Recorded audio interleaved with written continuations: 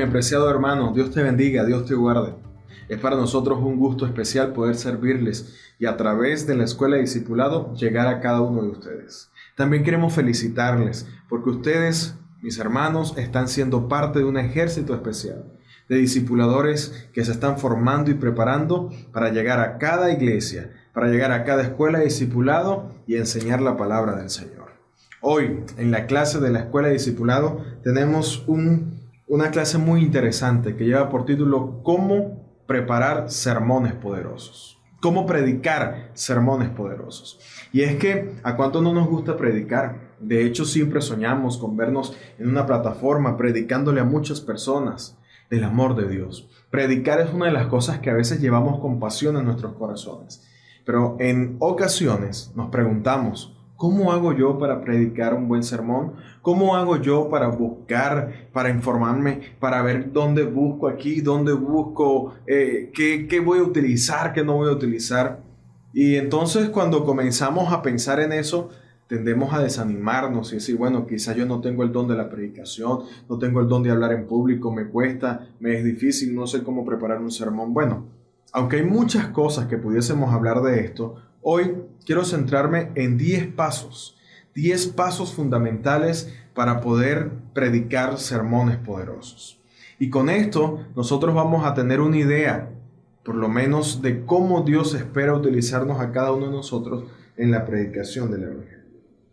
Quiero compartir como base bíblica algo que dice la palabra del Señor en la segunda carta a Timoteo, en el capítulo 4, versículos 1 y 2. Miren cómo dice el Señor: ante Dios y el Señor Jesucristo, que ha de juzgar a los vivos y a los muertos en su manifestación y en su reino, te encargo que prediques la palabra, que instes a tiempo y fuera de tiempo, convence, reprende y anima con toda paciencia y doctrina. El apóstol Pablo le encomienda a Timoteo una tarea muy importante y es la de predicar el Evangelio. Y lo reta. De hecho, dice que por Dios y por Jesús, él debe predicar la palabra del Señor. Entonces comenzamos diciendo que nosotros tenemos un gran compromiso con el Señor y es el de predicar su palabra. Todos estamos llamados a predicar la palabra del Señor. Ahora, ¿qué debo hacer? ¿Cómo hago yo para predicar sermones poderosos? Bueno, en primer lugar, quiero recordarte que tú eres un instrumento de Dios. Oído a esto, tú eres un instrumento de Dios. ¿Qué quiere decir esto? Que nosotros somos el equipo, por decirlo así, que el Señor va a utilizar para predicar su palabra. Y qué bonito es saber esto. Miren, en el Antiguo Testamento y en el Nuevo Testamento hay muchas evidencias que nos dicen a nosotros que el Señor utilizó a muchas personas. La mayoría de ellos fueron profetas. Es decir, personas que el Señor llamó sin quizás estar preparados, pero que les encomendó una tarea especial y los hizo representantes de un mensaje poderoso. Y entonces ahora el profeta era un instrumento de Dios para comunicar al pueblo las verdades. En el Nuevo Testamento quizás no se menciona mucho la figura de los profetas, pero sí se menciona la figura de los discípulos, de los apóstoles, de personas también que fueron preparadas y dotadas por el Espíritu Santo con el don de la profecía, con el don de la predicación. Así que estas personas iban y predicaban siendo instrumentos de Dios. Y mis apreciados hermanos, no hay nada más especial e importante para nosotros que ser un instrumento de Dios. Es la persona del Espíritu Santo quien te va a utilizar. Y es Él quien debe ser el exaltado y glorificado.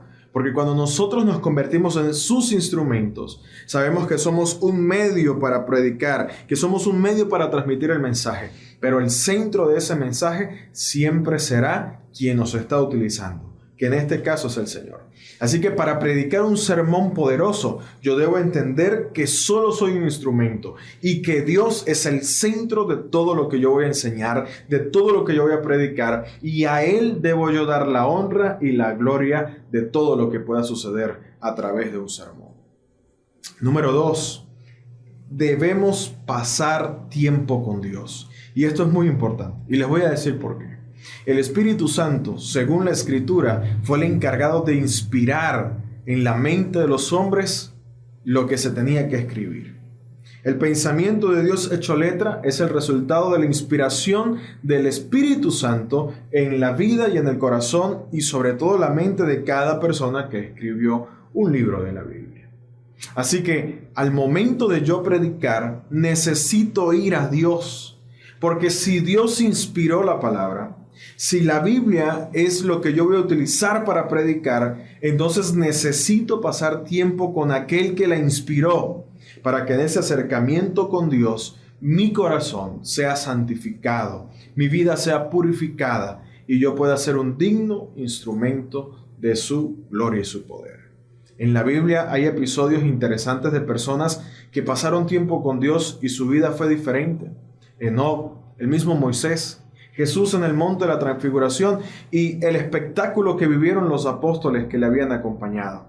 Cada vez que nosotros tenemos acercamiento a Dios, nuestra vida es santificada y nuestra vida es preparada. Ahora, imagínense ustedes cuánto poder puede haber en la vida de un hombre que ha sido santificado por la presencia de Dios, porque pasó tiempo con Dios. Así que antes de predicar un sermón poderoso, yo necesito ir a Jesús y necesito pasar tiempo con Dios, necesito encontrarme con Dios y ese encuentro con el Señor me va a preparar a mí para poder predicar sermones que lleguen al corazón de cada persona que nos ha de escuchar. Número 3, oído a esto.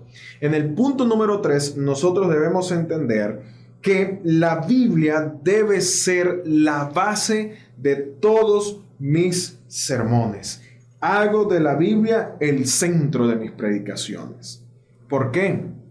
Miren, esto es tan importante. En ocasiones, y cuando hablamos de cómo hacer un sermón y el bosquejo de un sermón, se nos habla de que debe llevar una introducción, debe llevar un cuerpo, debe llevar una conclusión, debe llevar un llamado.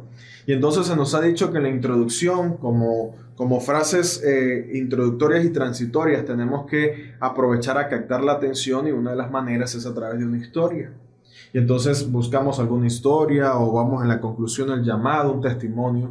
Pero en ocasiones caemos en el error de que nuestros sermones los centramos mucho en contar historias y anécdotas de las personas e incluso de nosotros mismos como oradores.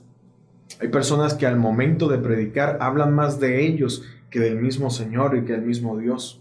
Así que nosotros debemos tener mucho cuidado. Si queremos tener sermones poderosos, debemos hacer de la palabra de Dios la fuente completa de la inspiración. Es en este libro donde están las verdades que nosotros debemos predicar. Es aquí donde está el poder de la palabra divina. Así que si yo quiero que mi sermón sea poderoso, necesito ir a la fuente de lo poderoso, que es la palabra de Dios.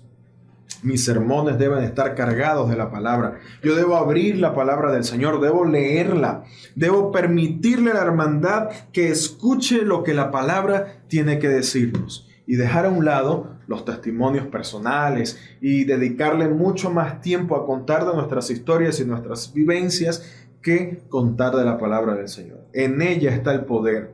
Así que en ella debemos hacer nosotros el centro y la base de todos los sermones que predicamos. Número 4, la visitación pastoral. Y usted se preguntará, ¿y qué tiene que ver la visitación pastoral con predicar un sermón poderoso? Bueno, mucho. Saben, alguien mencionó algún día que los mejores sermones predicados en un púlpito han sido el resultado de la visitación pastoral. Y uso este término visitación pastoral porque tú, apreciado discipulador, eres un pastor. Porque pastor es aquel que cuida la grey del Señor. Y como discipulador, como anciano, como líder de esta iglesia, estoy seguro que tú estás involucrado en el cuidado de la grey. Así que para yo poder predicar un sermón poderoso, necesito visitar a la membresía. Necesito visitar a la feligresía. ¿Saben por qué? Porque en la visitación es que usted va a encontrar las verdaderas necesidades que tiene la iglesia. Va a encontrar la necesidad de la hermandad, esa necesidad espiritual, esa necesidad incluso hasta hasta personal, conocer sus problemas, sus dificultades, sus necesidades. Vas a ir a un punto donde te vas a dar cuenta que más allá que predicar un sermón, Dios te quiere mostrar lo que la iglesia necesita escuchar. Y la mejor forma de hacerlo es visitando a la iglesia, visitando a las personas que vienen a tu templo para escuchar la palabra del Señor. Y entonces, al conocer sus necesidades, usted será inspirado por el Espíritu Santo para que su sermón llegue al corazón de ellos y puedan sentir ellos que Dios les está hablando. No sé si te ha pasado en alguna oportunidad que un hermano se te acerque y te dice: pastor o hermano, gracias por el sermón, lo necesitaba. Hermano, pastor, gracias por ese sermón, usted no sabe cuánto me llegó al corazón. ¿Saben por qué? Porque Dios te utiliza a ti para llegar al corazón de las personas y a través de un sermón inspirar sus vidas. Pero en la visitación pastoral conoceremos más las necesidades y sabremos qué sermones la iglesia necesita. Y entonces, guiado por el Espíritu Santo, podremos nutrir e inspirar a cada una de nuestras congregaciones. El siguiente punto tiene que ver con no basar nuestros sermones en el prejuicio. Y esto es un error que cometemos mucho. Y al cometerlo, eso le quita poder, le quita autoridad a nuestros temas. ¿Qué quiero decir con esto? En ocasiones vemos a algún hermano que se está equivocando, o vemos a algún hermano que está haciendo algo mal, o tenemos diferente pensamiento con respecto a la manera como un hermano vive su vida cristiana y lo que yo creo que es lo correcto. Y entonces, en ese deseo de querer llevar a la persona a entender que quizás él está equivocado porque lo que yo estoy pensando que es lo correcto, entonces hacemos o permitimos que el prejuicio sea quien motive nuestros sermones. Y entonces ahí es donde utilizamos la plataforma para tirar puntas. Ahí es donde utilizamos la plataforma para lanzarle a los hermanos cosas que nosotros sabemos que van enfocadas hacia uno o dos de ellos, y que queremos hacerlo ver que es para toda la congregación, pero en nuestro corazón sabemos que está siendo dado o entregado para algunas personas en específico. Y déjame decirle, mis apreciados hermanos, que cuando hacemos de nuestros sermones como estos, el Espíritu Santo no nos acompaña. Y para que un sermón sea poderoso, necesita tener la presencia del Espíritu Santo. Necesita haber sido Él quien inspiró el mensaje. Por eso les decía hace un momento que si nosotros queremos saber qué predicar, necesitamos pasar tiempo con Dios y necesitamos pasar tiempo con los hermanos. Pero no podemos establecer y hacer nuestros temas por los errores de las personas y por el prejuicio que nosotros podamos tener, porque no será de igual forma eficaz ese tipo de sermón. El siguiente es: el primer convertido debe ser el predicador. Esto quiere decir que para yo poder predicar un sermón poderoso, necesito interiorizar en mi vida el mensaje que voy a dar. Es decir, necesito convencerme y recibir de parte del Espíritu Santo la transformación y la inspiración necesaria para sentir que ese mensaje me ha transformado a mí. Imagínense ustedes, si yo, que soy el predicador, he sido transformado por el mensaje, ¿cuánto no podrá hacer Dios en una persona que ha sido llena de su Espíritu Santo? El primer transformado por un sermón debe ser el predicador. No puedes, no debes, no puedo, no debo salir a predicar un sermón sin antes estar convencido. En cierta ocasión alguien mencionó que él duraba horas y horas predicándose el sermón antes de predicarlo a la congregación, y hasta que él no sentía que el Espíritu Santo lo había conmovido a la respuesta y al llamado de Dios a través de ese mensaje, él sentía que el sermón no estaba listo para ser predicado a su iglesia. Increíble. Así que, mis apreciados discipuladores, si queremos, y discípulos también, si queremos predicar sermones poderosos, necesitamos hacer, por la influencia del Espíritu Santo, que ese sermón nos llegue a nosotros primero. Es decir, el primer ministrado en el sermón debe ser el predicador. Siguiente, nunca termine su sermón sin hacer un llamado. Y esto se nos ha enseñado mucho. De hecho, en el esquema, en cómo hago yo un sermón, debo tener claro que no puedo terminar un sermón sin hacer un llamado. Mis apreciados hermanos, ustedes están siendo usados por el poder de Dios. Cada vez que usted se levanta en una plataforma, el cielo en la persona del Espíritu Santo lo está tomando, porque Dios quiere que usted sea ese instrumento poderoso que traiga bendición a la feligresía. Así que al usted sentirse usado por Dios, debe saber que el cielo y el Espíritu Santo está trabajando en el corazón de las personas que lo están escuchando. Así que un sermón poderoso no puede terminar sin un llamado. A veces nos da miedo hacer el llamado porque pensamos que nadie se va a levantar o nadie se va a parar o nadie va a aceptar la invitación. Pero no debe sentir miedo. Usted debe terminar su sermón con un llamado. Hay sermones en el que el llamado va a ser a bautizarse. Pero hay otros sermones donde el llamado quizás tiene que ver con el cambio de actitud, con una experiencia de transformación, con una experiencia, un llamado a la santidad. Sea cual sea el tipo de sermón que usted esté predicando y el mensaje que usted esté dando, no termine su sermón sin hacer un llamado. Porque Dios, a través de ese llamado, usará al Espíritu Santo o trabajará en la función que el Espíritu Santo ejerce sobre la feligresía y sobre todo este mundo para que haya una respuesta satisfactoria y positiva en este aspecto. Y de esa forma, usted va a darse cuenta lo que implica el poder de Dios manifestado en la experiencia de un buen sermón. Siguiente, y este es importante, y nosotros debemos ponerle mucha atención a este paso. Nunca, o mejor dicho, trate de tener su propio estilo. Y usted dirá, bueno, ¿y qué tiene que ver esto con un sermón poderoso? Bueno, cuando nosotros tratamos de a veces tomar o captar el estilo de algún predicador, perdemos la naturalidad. Y entonces en la búsqueda de imitar a ese predicador que lo hace bien, que de hecho es su estilo, entonces nosotros cometemos algunos errores que cuando las personas te escuchan pierden o se va la concentración hacia lo que usted les quiere decir. Pierden la atención de las personas. Hay predicadores que han tratado de imitar a grandes oradores y se centran tanto en el papel de la imitación que hasta sus propios sermones son imitados.